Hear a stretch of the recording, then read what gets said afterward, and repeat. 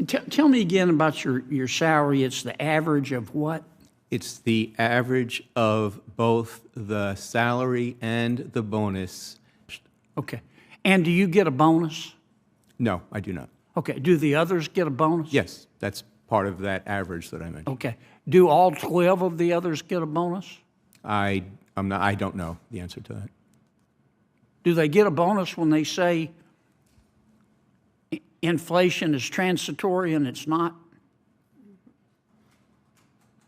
Do they still get their bonus? I don't have the answer to that.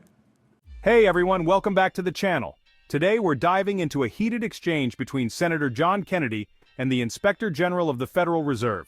This took place during a recent Forbes breaking news video, and I'm breaking it down into key points so you can get straight to the good stuff. If you're interested in politics, finance, or just curious about how the Federal Reserve operates, you're in the right place.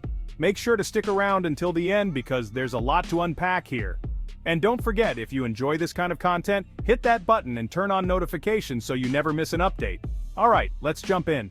First off, Senator Kennedy is clearly confused about the Federal Reserve's internal investigations. He's trying to wrap his head around what exactly the IG has been doing since 2011. Kennedy asks for clarity on the number of investigations conducted and what they were about. The IG responds, saying there's usually an average of 60 to 70 investigations going on at any given time, mostly concerning employee misconduct. But they're not clear on how many investigations have been completed since 2011, leaving Kennedy and the rest of us scratching our heads. Kennedy then asks how often wrongdoing is actually found. The IG is hesitant to give a ballpark figure but admits that findings of misconduct aren't frequent. This vague answer raises a red flag for Kennedy, who seems frustrated that the Inspector General can't provide a more specific response.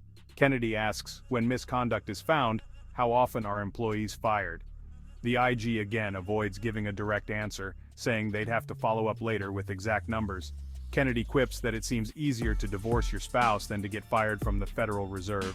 It's funny, but also revealing about his growing concerns regarding accountability within such a powerful institution. Next, Kennedy brings up the recent bank failures. He points out that while the focus has long been on the dangers of banks that are too big to fail, these recent failures have actually made big banks even bigger. He's not against big institutions per se, but he's definitely against dumb decision-making, and that's what he's accusing both the banks and the regulators of doing. Kennedy even hints that nobody ever seems to go to jail when these things happen. Finally, Kennedy demands more transparency. He asks the IG to investigate the deals that healthy banks are making with failed banks, hinting that taxpayers are being left holding the bag.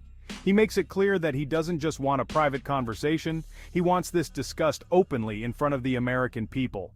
His point? The public deserves to know what's going on behind the scenes, especially when their tax dollars are at risk. So, there you have it. Key takeaways from Senator John Kennedy's intense questioning of the Federal Reserve's Inspector General.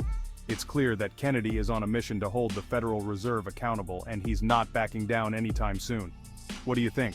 Should there be more transparency at the Federal Reserve?